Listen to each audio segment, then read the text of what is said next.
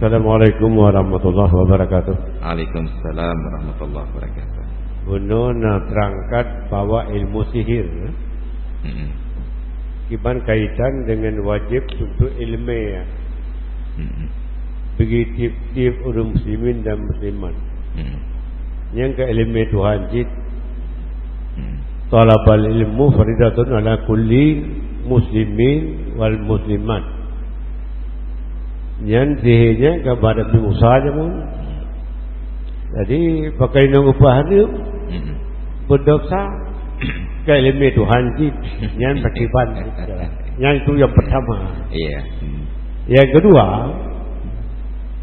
uno na terserat menyana tada simak dan ingat nun. Fitnahnya lebih raya daripada pembunuhan. Dari apa namanya minan qat, pembunuhan. Jadi pembunuhannya di dalam Quran kajilah dipegang. Kisah pembunuhan. Menyuruh mereka hamba-hamba dan seterusnya urung ngagam, ngauring inang. Yang kajilah. Tapi pakiban hukum urung fitnahnya. Bunuh rayu dari pembunuhan lebih rayu daripada pembunuhan. Dosa ini daripada pembunuhan. Yang mohon penjelasan. Terima kasih. Assalamualaikum warahmatullahi wabarakatuh. Waalaikumsalam warahmatullahi wabarakatuh. Nanti gagal temannya pagi cik sakit ulai. Terima kasih. Nabi katakan talabul ilmi fariidatun ala kulli muslimin. Menuntut ilmu itu fardu ke atas setiap orang muslim. Apakah maka haram tuntut ilmu? Yang haram adalah menuntut ilmu sihir. Maka kancik benar apakah wajib? Maka dalam bahasa Arab ada gramatika, nahwu dan saraf, juga ada balaghah, bayan, ma'ani dan badi'ah. Dalam matan hadis disebut talabul ilmi pakai alif lam, al-ilmu bukan talabu ilmin. Andai kata Nabi katakan talabu ilmin, sungguh setiap jenis yang namanya ilmu termasuk sihir wajib dipelajari. Tetapi Nabi pakai alif lam, talabul ilmi, menuntut ilmu. Maka al pada bahasa Arab itu serupa dengan artikel de dalam bahasa Inggris, ilmu-ilmu tertentu, kecuali ilmu sihir. Namun demikian, ilmu sihir pernah menjadi ilmu yang juga wajib dipelajari. Kapan? Di zaman Nabi Musa alaihissalam. Karena syariat akan berubah dari waktu ke waktu.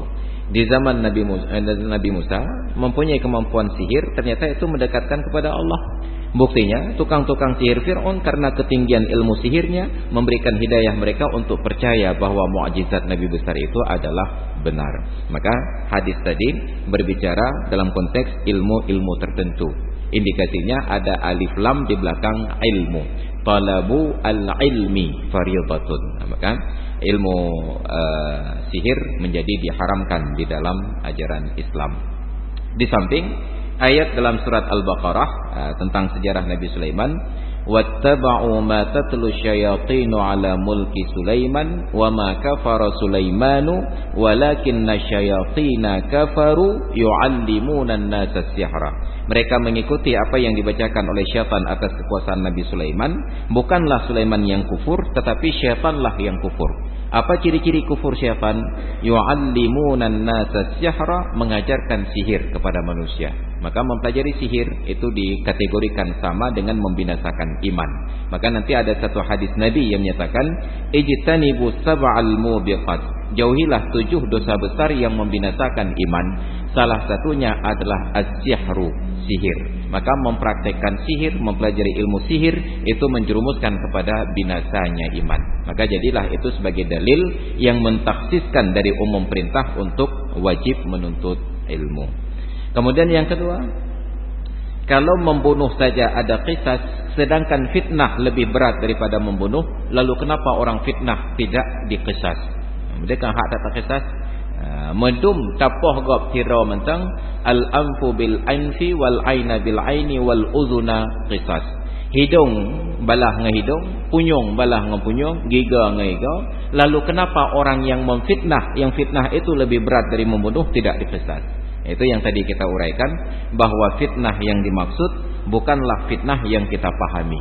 Fitnah di dalam tafsir ayat Al-Quran tersebut adalah siksaan yang ditimpakan oleh orang Quraisy kepada Rasulullah sampai beliau terusir dari negeri Mekah. Bagi Rasulullah itu lebih berat daripada dibunuh. Beliau lebih memilih untuk dibunuh selama tetap di Mekah daripada harus terusir dari Mekah dalam keadaan selamat.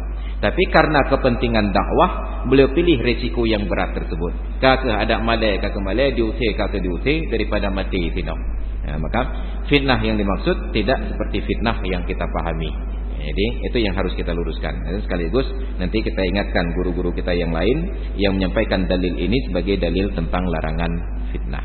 Maka fitnah tidak ada hukuman di dunia, karena fitnah yang kita pahami dalam bahasa Arab disebut dengan an-namimah. An-namimah itu siksanya di dalam kubur. Maka dalam satu hadis kata Rasulullah ketika melewati dua buah kuburan, adapun salah satunya disiksa oleh Allah Ta'ala, ja'a bin namimah, ja' kedih pusunagop, ja' kenop sunagop, wate merumpok urangnya pakai itu, maka disiksa di dalam kubur.